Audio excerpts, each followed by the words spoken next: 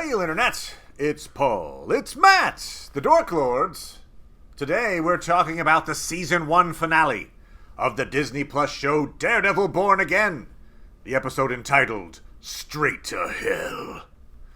We open with a flashback.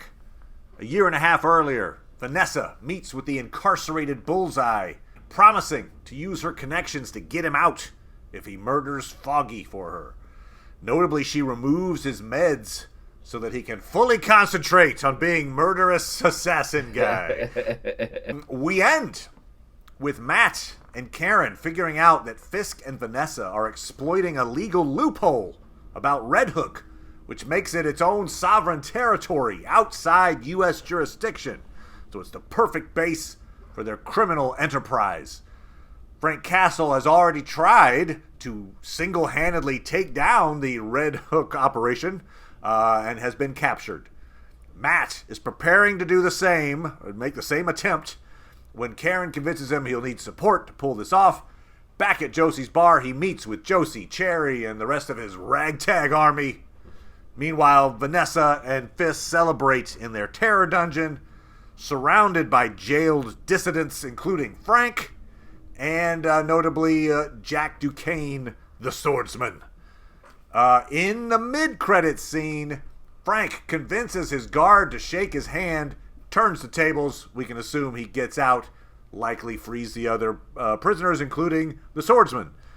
I will say dumbest guard ever. Yeah. I get it. He's a Punisher fanboy. Oh, but why on earth would Frank want to shake this guy's hand? Hi, you've imprisoned me and you're guarding me in my jail. They really Please shake my hand. Like, him totally worth it. Yeah, exactly. Yeah, luckily evil doesn't mean competent. So yay. So all that said, Paul. Yes. What'd you think of the Season 1 finale? Wow. Yeah, I didn't think very much of the finale. Okay. For me, it felt like it had the same care and success as the first episode. The whole Fisk kills the commissioner. The police commissioner. Well, I called it, by the way. I mean, not that that's a huge get, but not I was how. Like, I matted Gallup. I did yes, how. Yes, yeah. I just said I he's wish gonna die. You had known that. I feel like he's going to crush his skull and rip off his jaw. I just, kind of feel that. It was maybe the goriest non-movie death that I can remember since maybe like Pedro Pascal's head getting popped. Oh yeah, Game of Thrones. Yeah, you're right. Yeah, that but was it was another. Like, woo! Yeah, it was way over the top. Yeah, gory for sure. Like, oh my god.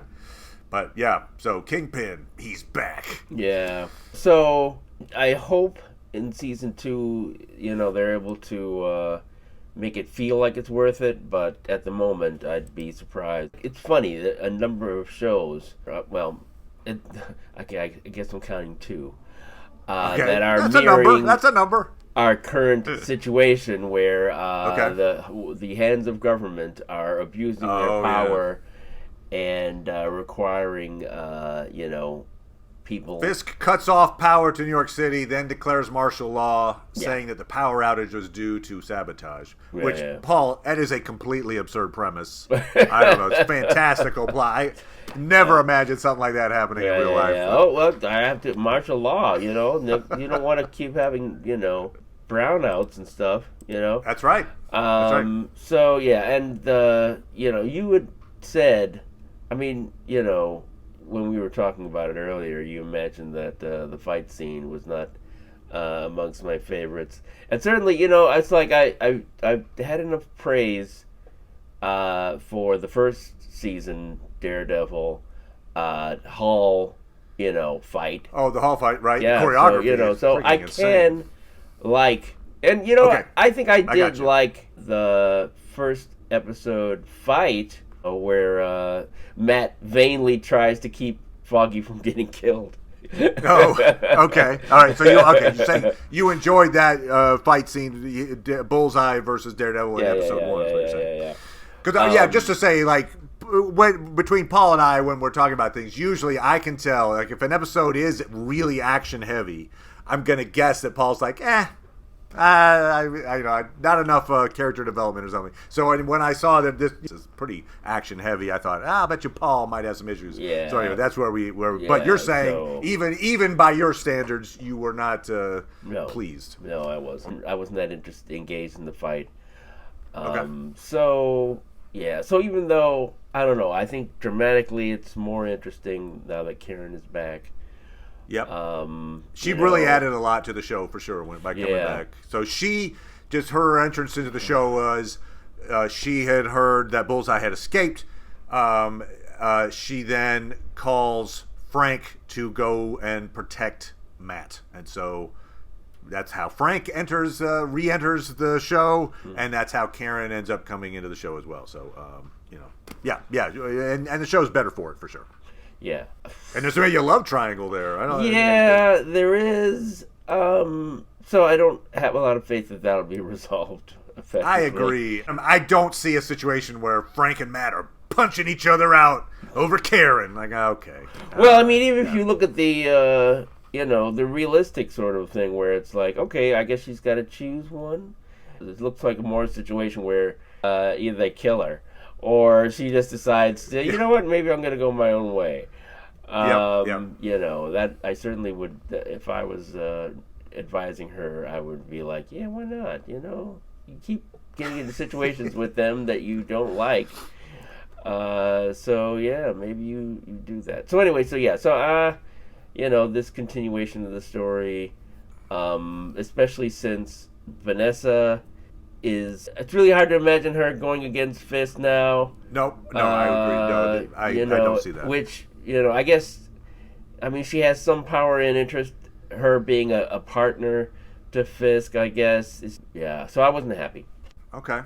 I will say, thank the Lord that the Foggy fanboys were wrong.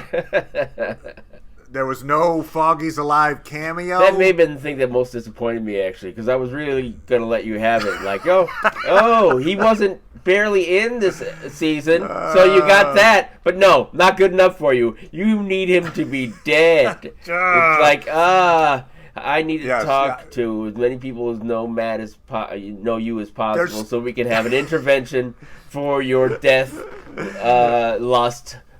There's still like, people are clinging to the people that want Foggy back. Why? Are still clinging to this quote that said he was going to be in season 2. And I'm like, I don't see it. I'm saying, a flashback or something like that, sure. No, he was in season 2. Oh, season 2 of this. Oh, yeah. Yes, season 2 of this. Yeah. So I'm just saying, in the immortal words of Krusty the Clown, Poochie's dead. Poochie, Foggy was the Poochie of the Daredevil show, and he is now deceased. So I'm good with that. Heather, interesting. Heather is the psychiatrist. Had this relationship with Matt, notably when he's like shaking off the bullet wound, which he kind of shook off pretty well, frankly, pretty quickly. But he's lying in a hospital bed. And his first thing is he calls out for Karen, and you could tell she's like put off by it, like, hey, screw you. But we mentioned their relationship seemed like it was dysfunctional. It seems like maybe it's completely separate. She doesn't buy his arguments about Fisk at all. Still, she seems like she's still on Team Fisk, and now she's been appointed the mental health commissioner. Yeah, by God. Fisk. Ugh. And so, what's interesting here for her is. I guess there's different reasons why people are sticking with Fisk. You've got people that are like, oh, this will be good for me politically, like Buck, maybe. Then you've got people that are staying with him out of fear, like, the campaign manager, Sheila. Oh, sure. She's the one that she betrays Gallo, but I think she's doing it because she doesn't want to be the next gory death. Please don't rip my face off. Yeah. But Heather, it just seems like willfully ignorant of the facts on the ground. It's just you're right. You do need a mental health commissioner. I'm happy to step forward. Yeah. It's a little, it's aggravating. It's like, really? Okay. Yeah. You just don't seem like a very good person. Like, Okay. Like she had the wherewithal to know that Vanessa might be in danger. Right, great point. She's like, I want to talk to you in private. He's a dangerous person. And yet, what? What? That sounds impossible that he would be the mastermind of some gang activity. Jeez. It's like weird. Okay. Anyway, so yeah, I don't really like the way that character's. Maybe there's a turn for her, or I assume if I were to guess season 2 for her, she comes to some kind of come to Jesus moment, and it's like, oh my God, you're right. I've been so wrong. Yeah. And now I'll help to undermine. Or maybe too late. Like, wait a minute. Oh, maybe I should tell somebody. Oh, Kingpin. Yeah. Why didn't I time this better? Oh, now I'm dead. Oh, they're in my head. Yeah. Oh, hopefully he's more creative. It's like, okay, let's see. Right. Slam the guy in the car door. In the car door. There was at the end of season 1, he just threw a guy down like a elevator shaft or something like that. I was like, whoosh. So anyway. Yeah, so maybe he's gonna get his his team together. Like, okay, I've done the car door. Right. I've done Let's brainstorm. New ways to kill. Come on, help me out here. Or I'll kill you in a creative way. So this is your chance. So when they make the big fight with the anti-vigilante squad, and we do find out that one of the squad, the guy who was Fisk's favorite, did kill White Tiger. Frank wants Matt to kill him. Matt spares his life, which lasts for like a minute. Yeah. Until he's killed by friendly fire. There's a grenade. You can blows up Matt's apartment. 1 minute longer in pain. That's right. He did the. It's Quality of life. Disney. It's the Disney. We want the hero to not kill the villain, but we also want the villain to die. Yeah. So you do the whole like, look, it's like with Lion King. It would be a great example. I'm not like you. I'm gonna turn my back and slowly walk away. Oh, he's attacking me! Oh, look out! Now push him down. Oh, now the hyenas got him. Oh, he died anyway. Wasn't me. I didn't do it. Bullseye escapes the assassination attempt, so he is at large. I assume he'll factor into season 2. Interesting to know what his role would be in season 2. Like, I don't think he's going to be on either team, right? Like, so is he just? I don't know. I'm not sure what is he an obstacle to Bullseye? Is he an obstacle to Daredevil, like regaining control of the city, or is he somehow, enemy of my enemy is my friend kind of thing? I don't know. Yeah, I don't know. I mean, if he can't convince Frank Castle not to kill anybody, I mean, true. Bullseye, he's gonna be like, "Are you serious?" I feel like with Bullseye, it's like it's impossible for me not to. Like if I throw something at someone, it's gonna kill them. I can't not do that. No, you can't. No. But I brought this up, I think, back in the day in the Netflix series, but it was on display in this episode as well. It's in the Netflix show. Frank told Matt something like, you're one bad day away from being me. I think that was the quote. Sure. And yes, there is a difference between their codes. Sure. Frank kills people and Matt doesn't. Yeah. But the people that survive fights with Daredevil do so no thanks to Daredevil. I mean, look, man, I don't believe in killing. It's out of bounds. What's in bounds? Crippling, knocking people unconscious, compound fracturing limbs, hitting people with steel rods, breaking ribs, spines, cracking skulls, causing massive contusion-based blood loss. But look, killing, man, it's wrong. Like, okay, I mean, you don't think maybe those people have significantly shortened lifespans filled with the pain of permanent injuries? Yes, there is a difference, but it's not like two sides of a coin. It's like it's the same side of the coin. It's like I don't know. One's a silver dollar and one's like a 50-cent piece. They're really, it's really similar. You aren't a pacifist. It's not like, look, I believe the law should handle it. I'm a lawyer, and I believe that maybe if I'm going to use any kind of force, it's going to be I'm going to just like apprehend someone, and I'm not going to beat the living hell out of them. It's marginally different. I just don't think they're as different as the show would like to present them. Oh my God, this is a huge difference between these two. Is it? Is it really? I mean, like, okay, yes, you're right. He doesn't shoot guys in the face. He just hits them in the face with a steel club. Yeah. I'm glad at least in Matt's mind it's a difference. He could justify it.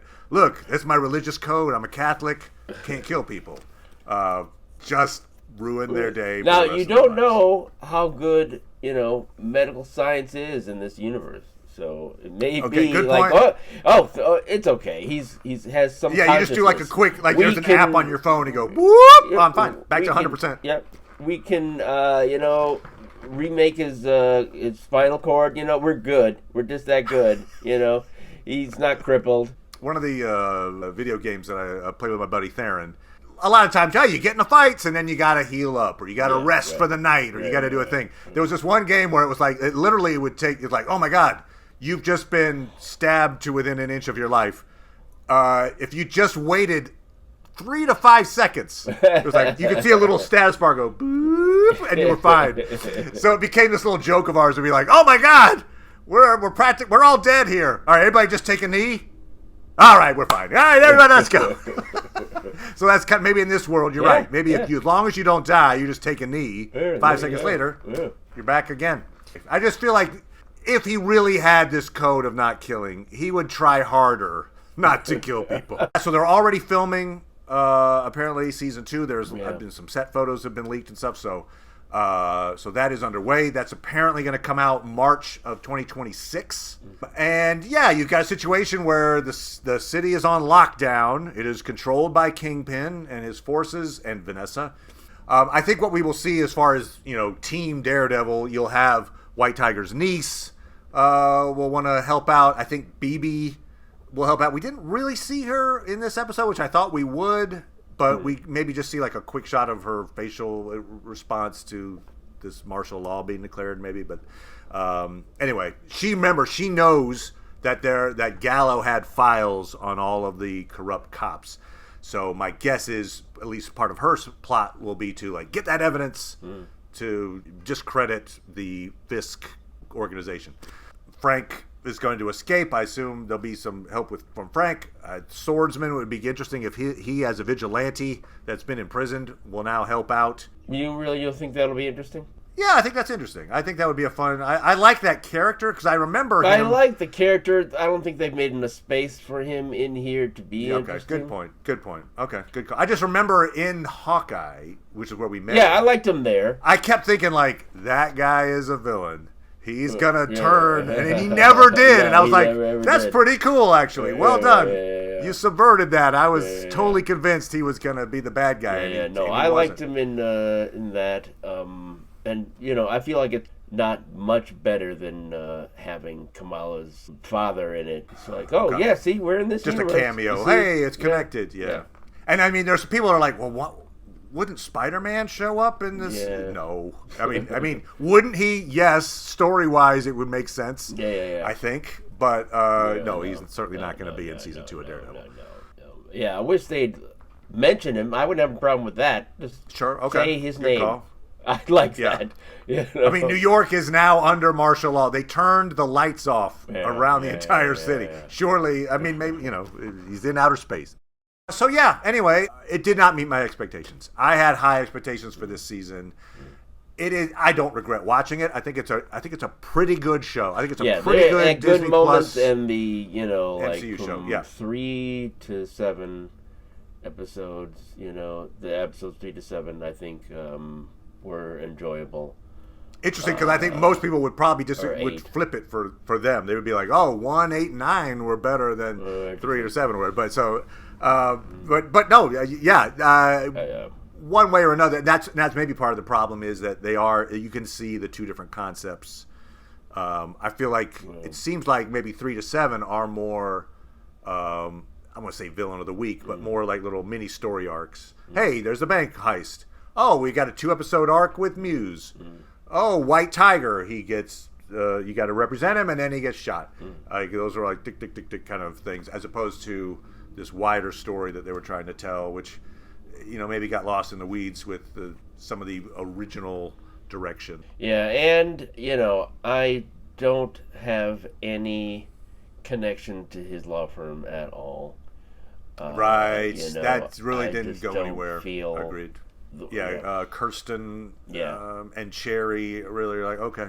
Yeah, Cherry, they had to make him not on Daredevil's side. They had to do that. It had to be somebody who's like, whoa, what are you doing? What are you doing? It's like, okay, so you don't want to have him in the show. You just want to have him around to be, telling Daredevil not to do it. So when he's there doing it, he's not going to be around. In the end, when Matt goes into Josie's bar and he makes the speech, Karen like, hey, let's go out, and she opens the door and he goes out and talks. Isn't he in his Daredevil costume?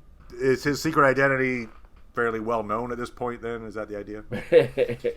I mean, Josie would know, right? She knows Matt from all these years. He's the same guy. He's got the same voice. Yeah. You see the lower half of his face. He's got the same build. He's talking about things that seem relevant to what Matt was interested in. I'd be like, that's Matt, right? Yeah, anyway, okay. Who knows? Who knows? But I'll be interested in season 2. But this fell a little short of what I hoped it was going to be. Yeah. So I still have hopes for Thunderbolts. So let's see how that plays out. And I feel even better about Fantastic Four.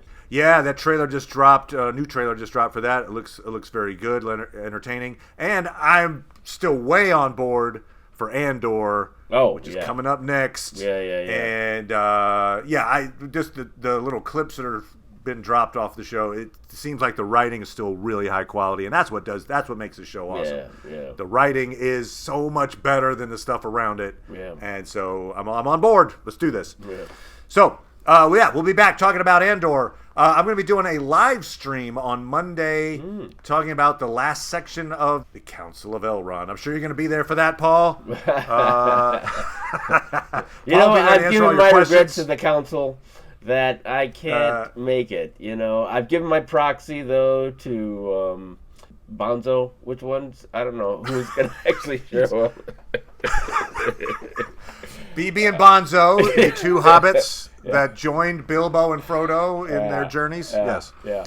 So anyway, come on for that. If you guys want to, you can make comments. It's a live stream after all. So Anyway, we'll see everybody next time. Thank you as always, Paul. Appreciate it, good sir. Problem. Bye, everybody. Bye.